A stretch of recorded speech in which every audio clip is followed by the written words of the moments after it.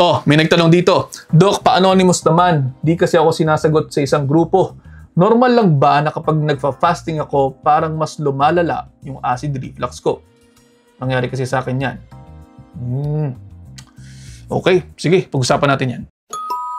Oh, ang sabi dito, nag-i-intermittent fasting ka na, 16-8, OMAD, warrior diet, you name it. Pero imbes na gumanda ang katawan mo, parang mas madalas ka pang nag-a-acid. Ang tanong, bakit ganun? Okay, let's break it down. Una, intermittent fasting works for some people but not for everyone.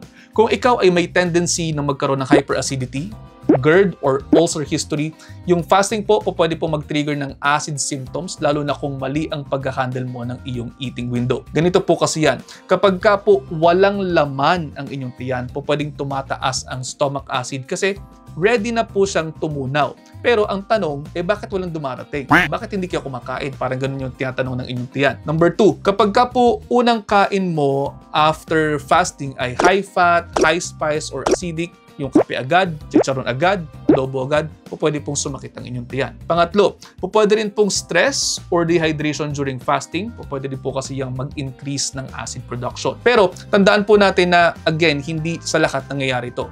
Meron po mga red flags na dapat po ninyong tingnan. Una, pananakit po ng inyong sikmura. Pangalawa, pwede po kayo nagkakaroon ng heartburn o yung parang mainit sa inyong chest pagkatapos po ninyong kumain. Pangatlo, kung lagi po kayong sinisikmura sa gabi, lalo na kapag nagsisimula na yung mga fasting period ninyo. Pang-apat, acid reflux, kasama po yung parang chest tightness. Kasi yung mga yan po pwede pong tumataas nga po yung acid ninyo. So narito po ang ilang better strategies for acid-sensitive intermittent fasting. Kung talagang gusto ninyo na mag-IF, okay, ganito lang yan. Break your fast with complex carbohydrates plus lean protein at not fatty or spicy meals. Huwag po kayong iinom ng black coffee agad-agad on an empty stomach. Mag-add muna kayo ng fiber or ng protein.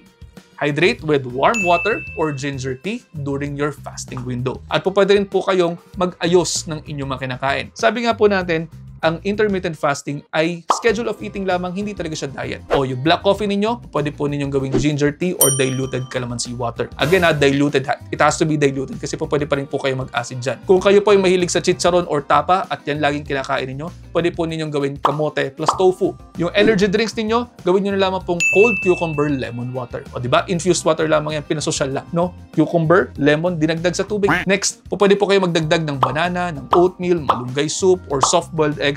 Ito po mga to kasi ay gut-friendly and low in acid. And finally, observe your body mga kapatid. Kung lagi kang acidic sa fasting, maybe it is not for you. Health is not just about trends. It is about what works for your gut, for your life, and also for your labs. Kung nagda-diet kayo at tumataas ang mga laboratory nyo, hindi po pwede yun. Kung nag-IF ka, pero laging masakit ang sikmura mo, huwag mong tiisin. Health is not about suffering. It is about support. Paano? Mahaba-haba na nga ata ito. O pwede bang humiling naman ako sa inyo na kung may natutunan kayo, pakishare po sa inyong mga kaibigan, baka sakaling mas marami pa tayo matulungan. So, next episode, ingat!